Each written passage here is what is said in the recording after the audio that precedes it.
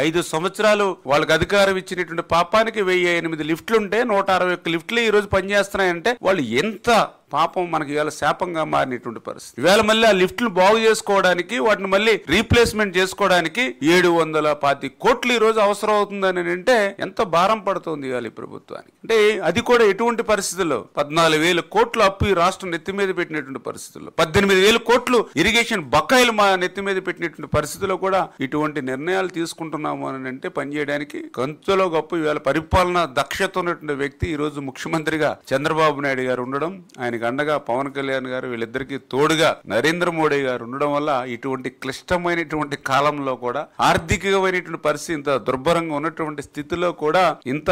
కార్యక్రమాలు మన డిపార్ట్మెంట్ తీసుకుంటున్నామనంటే మరి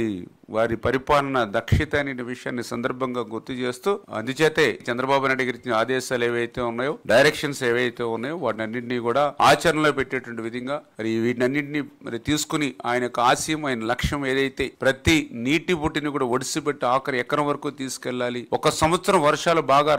రాకపోయినా కూడా కరువు అనేది రాష్ట్రంలో ఉండకూడదు అనేటువంటి ఆయన ఆలోచన, వాటర్ సెక్యూరిటీ ఏదైతే ఉందో దానికి అనుగుణంగా పనిచేస్తామని చెప్పి మీ ద్వారా అందరికి కూడా తెలియజేసుకుంటాం.